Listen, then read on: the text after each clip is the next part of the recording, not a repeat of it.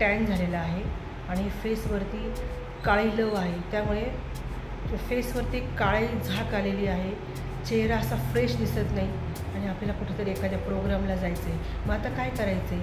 आता फेसवरती instant glow कसा आणायचा? पार्लरमध्ये जायला पण वेळ नाही आहे, तर आहे ना त्याच्यासाठी पर्याय आहे. हाय हॅलो नमस्कार, मी वृषालीज ब्युटी सलोन या यूट्यूब चॅनलवर आपले सहर्ष स्वागत आहे. मैत्रिणींनो, पार्लरमध्ये जायला आपल्याला वेळ नाही आहे, पण आपल्याला फेसवरती इन्स्टंट ग्लो आणायचा आहे, तर त्यासाठी पर्याय म्हणजे ब्लीच. पार्लरसारखे ब्लीच आपण घरच्या घरी करून आपला फेस आपण ग्लो करून घेऊ शकतो. फेसवरती एक चांगला ग्लो आणू शकतो.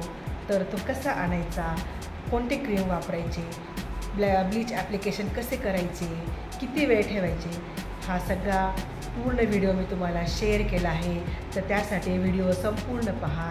व्हिडिओला एक लाईक, सबस्क्राईब आणि शेअर करायला विसरू नका. चला तर आपण पाहूया. हे नेचर कंपनीचे क्लिन्झिंग मिल्क आहे आणि हा नेचर्स कंपनीचाच गोल्डचा ब्लीचचा डब्बा आहे.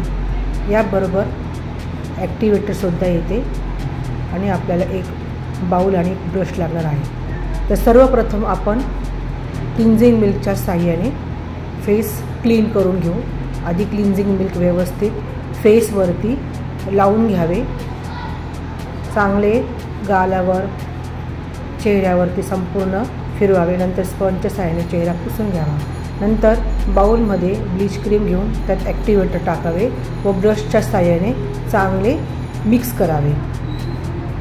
पूर्णपणे व्यवस्थित मिक्स करून घ्यावे. त्यानंतर फेसवरती ते अप्लाय करावे. तर तुम्ही बघा मी व्हिडिओमध्ये कशा प्रकारे ब्लीच ॲप्लिकेशन करते आहे. तर खालून वरच्या दिशेने आपल्याला ब्लीच लावायचे आहे, म्हणजे केस जे आहे ते मुळापासून व्यवस्थित गोल्डन होतात, नाहीतर मग केस तसेच ब्लॅक राहून जातात. तर अशा प्रकारे आपण व्यवस्थित कानाजवळचे केससुद्धा व्यवस्थित वर उचलून ब्लीच क्रीम लावायची आहे. म्हणजे कानाजवळ जे केस असतात, लॉक्स असतात, ते गोल्डन होत नाही, तर आपले ब्लीच जे आहे ते नॅचरल झाल्यासारखे दिसते. तर अशा प्रकारे अप्पर लिप्सला, गालावर, फोरहेडवर, नाकावर, सगळ्या पूर्ण फेसवरती व्यवस्थित ब्लीच ॲप्लिकेशन करून घ्यावे.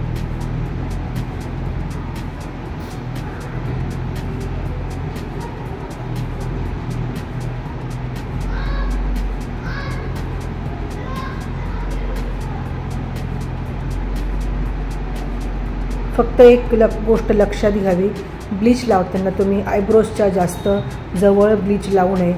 आयब्रोजला चुकून जरी ब्लीच क्रीम लागले तर आयब्रोजसुद्धा ब्लीच होऊ शकतात, त्यांना गोल्डन कलर येऊ शकतो. फक्त ती काळजी घेऊन तुम्ही आयब्रोजपासून थोडे अंतर ठेवूनच ब्लीच लावावे. त्यानंतर गळा वगैरेसुद्धा व्यवस्थित कव्हर करावा. नाहीतर तुम्ही जर गळ्याला ब्लीच नाही लावले, फक्त फेसलाच लावले, तर फेस तुमचा फेअर दिसेल आणि तुमचा गळा आणि कान वगैरे जे आहे ते टॅन दिसतील व ते खूपच विचित्र दिसेल. त्यामुळे सगळा फेस, गळा सगळं क्लिअर करून घ्यावे. त्यानंतर 10 मिनटं थांबून तुम्ही स्पंजच्या साहाय्याने ब्लीच पुसून घ्यावे. फक्त आधी चेक करून घ्यावे की जे गालावरचे जे केस आहेत ते व्यवस्थित ब्लीच झाली आहे का. नसतील झाले तर 5 मिनटं अजून ठेवावे आणि पूर्ण खात्री करून मग ब्लीच पुसण्यास सुरुवात करावी. संपूर्ण फेसवरचे ब्लीच, नेक वगैरे सगळं व्यवस्थित क्लीन करून घ्यावे, पुसून घ्यावे. तर बघा, हा आहे फायनल रिझल्ट. कसा दिसतो?